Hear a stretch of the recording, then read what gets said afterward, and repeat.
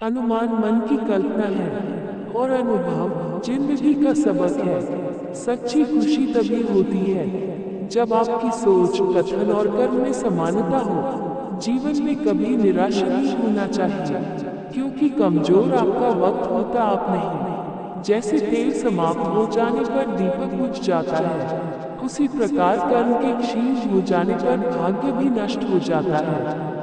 आप कितने भी अच्छे कर्म कर लो, लेकिन समाज आपके बुरे कार्यों को ही सदैव याद रखता है।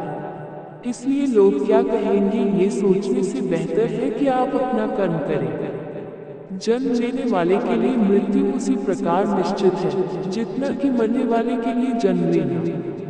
इसलिए इस विषय पर शोक मनाना व्यर्थ है।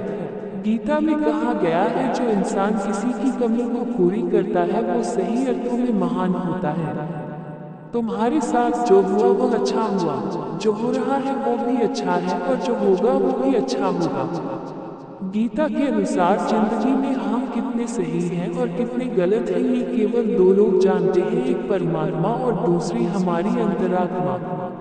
जीवन का आनंद ना तो भूतकाल में है और ना भविष्यकाल में, बल्कि जीवन तो बस वर्तमान को जीने में है। जब तक शरीर है तब तक कमजोरियां तो रहेगी ही, इसलिए कमजोरियों की चिंता छोड़ो और जो सही कर्म है उस पर अपना ध्यान लगाओ। अर्जुन, तुम भला क्यों रोते हो? तुमने जो खोया, क्या वह तुमने पैदा किया था? आज जो तुम्हारा है वह कल किसी और का होगा, क्योंकि परिवर्तन ही संसार का नियम है। किसी का अच्छा ना कर सको तो बुरा भी मत करना, क्योंकि दुनिया कमजोर है लेकिन दुनिया बनाने वाला नहीं। यदि कोई व्यक्ति विश्वास के साथ इच्छित वस्तु को लेकर नित्य चिंतन करता है, तो वह जो चाहे वह बन सकता है। सच्चा धर्म ये है कि जिन बातों को इंसान अपने लिए अच्छा नहीं समझता उन्हें दूसरों के लिए भी प्रयोग ना करे।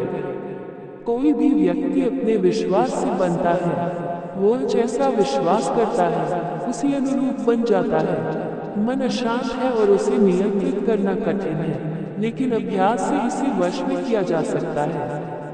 मेरे लिए समस्त प्राणी समान हैं, ना तो कोई मुझे अत्यधिक प्रिय है और ना ही कम, लेकिन जो मेरी भक्ति पूरे मन से करते हैं मैं सदैव आवश्यकता पड़ने पर उनके काम आता हूँ। मन की शांति से बढ़कर इस संसार में कोई भी संपत्ति नहीं है। जो मनुष्य फल की इच्छा का त्याग करके केवल कर्म पर ध्यान देता है वह अवश्य ही जीवन में सफल होता है। कोई भी इंसान जन्म से नहीं बल्कि अपने कर्मों से महान बनता है। अपना, पराया, छोटा, बड़ा इत्यादि को भूलकर यह जानो कि यह सब तुम्हारा है और तुम प्रत्येक के हो। बिना फल की कामनाएं ही सच्चा कर्म है। ईश्वर चरण में हो समर्पण वही केवल धर्म है।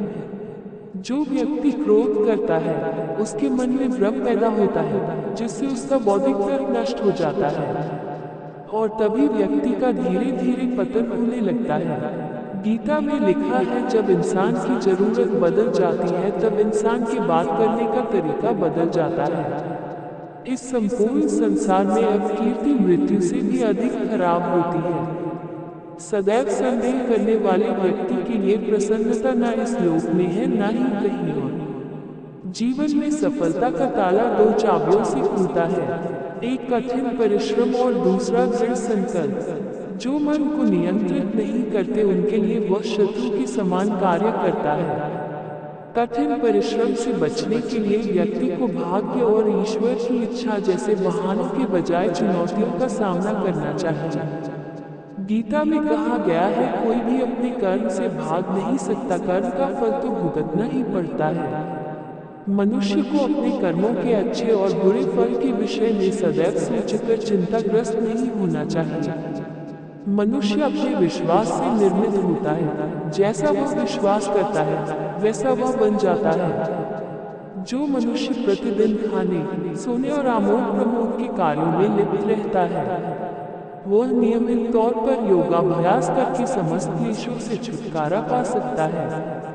जब इंसान अपने काम में आनंद खोज लेते हैं तब वे पूर्णता प्राप्त करते हैं। जब ब्रह्मित अर्जुन कुरुक्षेत्र में सलाह के लिए अपने सारथी भगवान कृष्ण के पास गए, तो भगवान कृष्ण ने कुछ तर्कसंगत दार्शनिक अवधारणाएं बताई जो आज भी प्रासंगिक हैं। भगवद गीता एक महाकाव्य ग्रंथ है जिसमें हमारी सभी समस्याओं का उत्तर है। स्वतंत्रता आंदोलन के समय कई नेताओं के लिए प्रेरणा की पुस्तक थी। इन कुछ भगवद गीता संदेशों पर एक नजर डालें जिनका उपयोग आप अपने जीवन को सही रास्ते पर वापस लाने के लिए कर सकते हैं। श्रीमद् भागवत गीता का मुख्य उद्देश्य मानव कल्याण करना है, इसलिए प्रत्येक मनुष्य को सदैव मानव कल्याण की ओर अग्रसर रहना चाहिए।